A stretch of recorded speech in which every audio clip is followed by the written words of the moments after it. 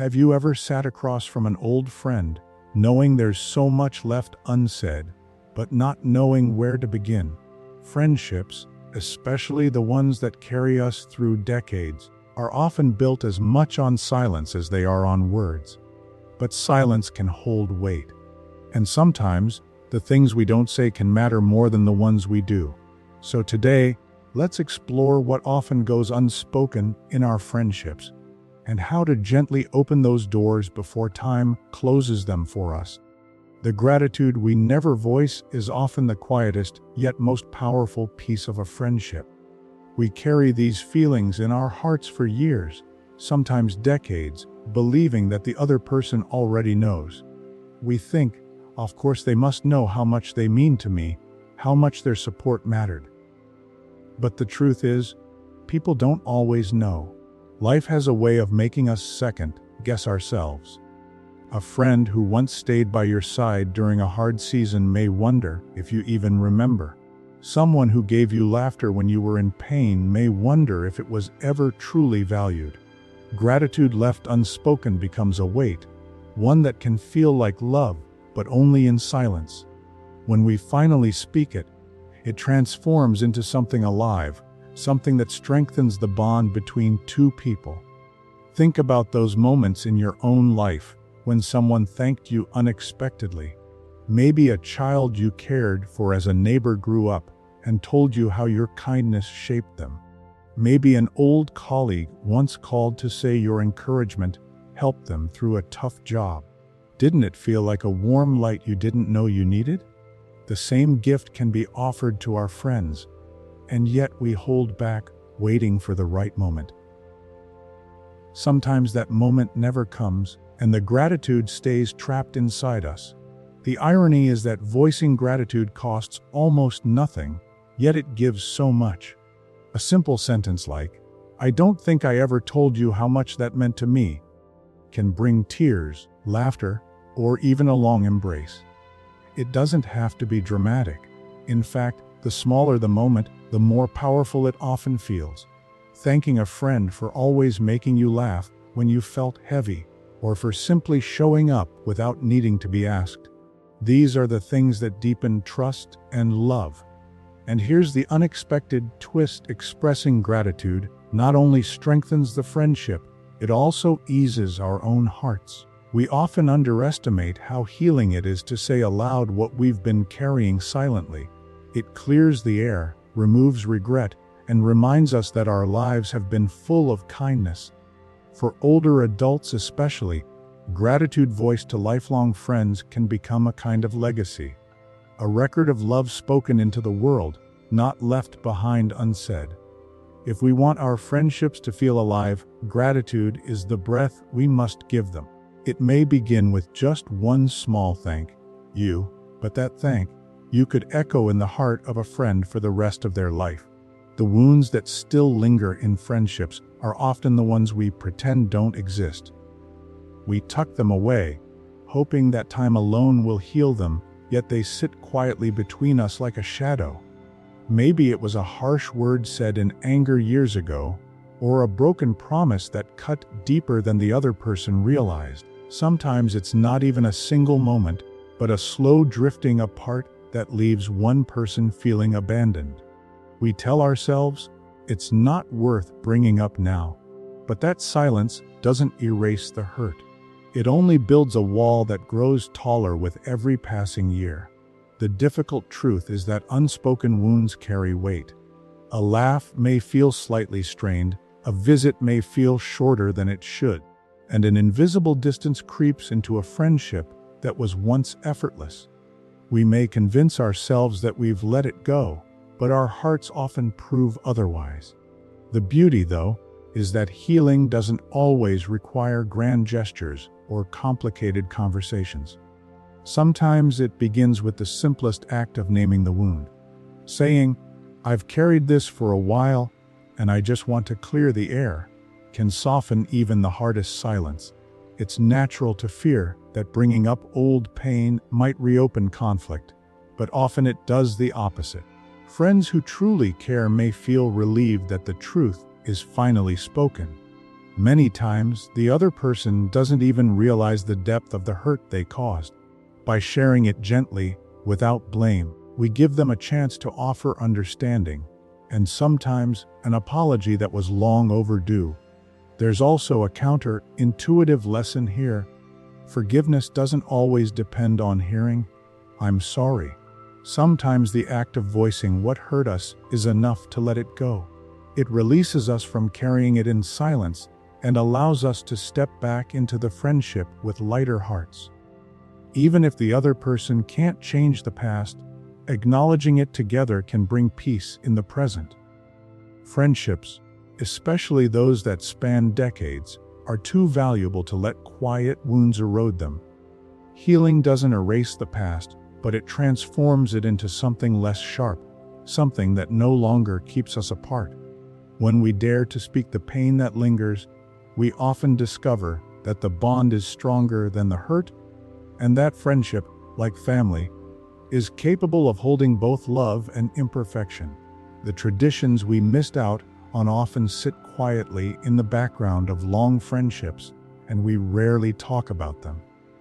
These are the rituals that could have been, the birthdays we never celebrated together, the annual dinners we never started, the family gatherings where a friend might have had a seat at the table but didn't.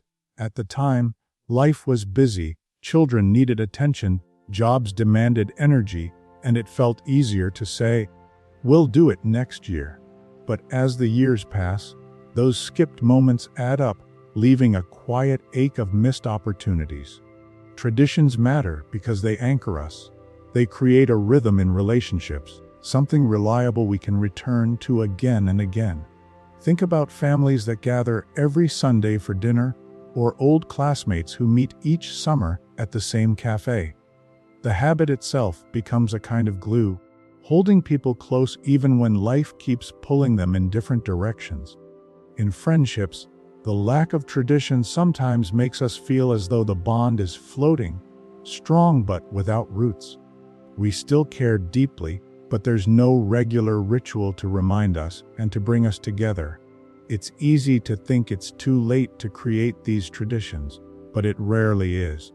Even in later years, friends can decide to start something small and meaningful: a monthly breakfast, a yearly trip to a favorite park, or even a simple phone call every holiday. These rituals don't have to be grand to be powerful. In fact, the smaller and more consistent they are, the more they become woven into the fabric of a friendship.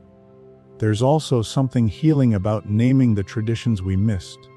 Saying to a friend, "I wish we had celebrated more birthdays together," or "I regret we didn't travel when we talked about it," may sound bittersweet, but it opens the door to making new choices.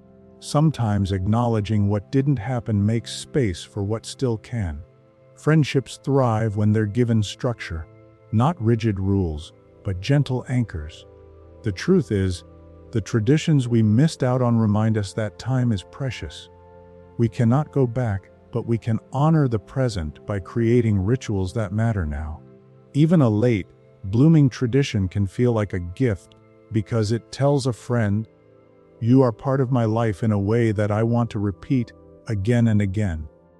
The apologies that never came are often the hardest part of a friendship to carry. We expect time to smooth everything over, but some wounds linger precisely because no words of remorse were ever spoken. It could be something small, like a careless comment, that stung more than the other person realized, or something much heavier, like being left alone during a season when you needed support the most. Over the years, we tell ourselves to forget it, to move on, but that absence of apology leaves a hollow space where closure should be. And yet, we keep smiling, meeting for coffee, sharing stories, while a quiet part of us still waits for words that may never come. What makes this silence difficult is that apologies hold more weight in friendship than we often admit. They are not just about saying, "I'm sorry." They are about acknowledgement, a recognition that our feelings mattered and that the bond between us is worth tending to. Without that acknowledgement, Friendships can feel slightly cracked, even if they remain standing. The other person may not even realize the depth of the hurt they caused, which is why waiting indefinitely for them to make the first move often leads to disappointment. Here's the unexpected truth: healing does not always depend on receiving the apology. Sometimes, the act of offering our own apology, even when we feel the other person started it, can shift everything. By saying, "I know I hurt you too, and I want to own that," we open the door for vulnerability. Often, this gesture softens the other person and makes them more willing to acknowledge their own role. And even if they don't, speaking our piece frees us from carrying the resentment in silence. There is also power in letting go of the need for perfect closure. Friendships, like family, are rarely neat or fair. They are messy, human, and imperfect. Waiting for the ideal apology may keep us stuck, while choosing to release the expectation can allow us to enjoy the bond that still exists. This doesn't mean ignoring our feelings, but it does mean choosing peace over bitterness. The apologies that never came remind us that friendship is not about winning or keeping score. It's about preserving the connection that has weathered so much already. And sometimes, the bravest act of love is deciding to move forward without the words we long to hear, because the relationship itself is worth more than the silence of pride. The dreams we stop sharing often mark a quiet turning point in long friendships. When we are young, dreams flow easily. We talk about the jobs we want, the trips we'll take, the houses we'll build, the kind of lives we imagine. Friends become partners in those dreams, cheering us on, sometimes even holding us accountable. But as life unfolds, dreams change.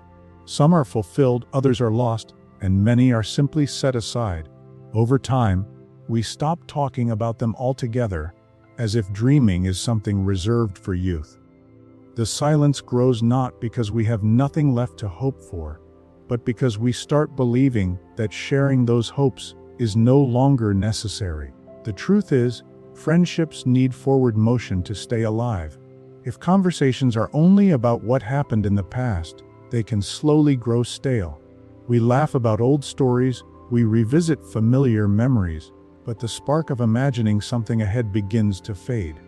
When we stop sharing dreams, even small ones, the friendship risks becoming a museum of what was, rather than a garden of what could still grow. There's also a vulnerability to this silence. As we age, we may fear our dreams sound unrealistic or childish. A friend might dismiss them, or worse, remind us of all the reasons they can't happen. And so, we keep them tucked away, whispering them only to ourselves. But in doing so, we rob the friendship of the energy that comes from shared anticipation. A dream spoken aloud is lighter to carry, and when a friend hears it, they often breathe encouragement into it. Dreams don't have to be grand to matter. They could be as simple as learning to cook a new dish, joining a book club, starting a small garden, or spending more time with grandchildren. When shared, these little aspirations remind both friends that life still holds possibilities. And in some cases, a friend might join us, two people setting out together on a new chapter, even if it's just a weekly walk to improve health, or a plan to travel somewhere close by. The dreams we stop sharing are rarely gone, they're just waiting for permission to be spoken again. By bringing them back into our friendships, we not only keep the bond alive, we also remind ourselves that it's never too late to keep hoping, planning, and growing. A friendship with shared dreams is a friendship with a future. The legacy of friendship itself is something we often overlook, yet it may be one of the most enduring gifts we leave behind. When we think of legacy, our minds go to family heirlooms, financial planning, or the stories we pass to children and grandchildren. But friendships, especially those that span decades, carry their own kind of inheritance. The way we showed up for one another, the laughter we shared, the loyalty we kept even in hard seasons. These become part of the story others remember about us. In some ways, friendships are invisible threads woven into our family history. A child might recall how a parent's best friend always came around for holidays, or how two families blended together so naturally it felt like one. Those impressions shape how the next generation values connection. What makes this legacy powerful is its ordinariness. Unlike a family tree, a friendship story isn't written down in records or wills. It's told in small ways, a grandchild remembering the friend who always brought cookies, or an adult child recalling how their father's old fishing buddy became like an uncle. These relationships add texture and richness to a life, and when spoken of later, they remind everyone that family is not just blood, but also the bonds we choose. Friendship's legacy also lies in the example it sets. Younger people notice how we treat our friends. They see whether we forgive mistakes, whether we make time for others, whether we keep traditions alive. By honoring our friendships, we're quietly teaching them what loyalty looks like, what kindness feels like, and what it means to hold on to people through life's changes. That unspoken lesson may become part of how they form and protect their own relationships. There is also a deeper comfort in knowing that friendships outlive us in memory.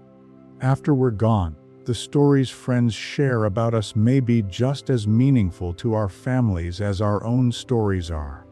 They fill in the gaps, paint fuller pictures, and remind loved ones that our lives touched people beyond our household. The legacy of friendship itself is proof that the bonds we nurture extend far beyond our own lifetimes. By investing in them, by speaking gratitude, by forgiving, by showing up, we leave behind not just memories, but a living example of love that echoes through the people who watched and learned from us.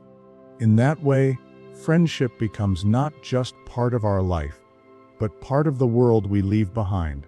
What's unspoken in our friendships doesn't have to stay in the shadows. Gratitude, apologies, traditions, and dreams, they're all doors waiting to be opened. And maybe the place to begin is with just one sentence. There's something I've been meaning to tell you. So I'll leave you with this. Who in your life deserves to hear the words you've been carrying in silence? If this touched your heart, share your own story in the comments. You never know. Your reflection may be the spark someone else needs to reach out to a friend today.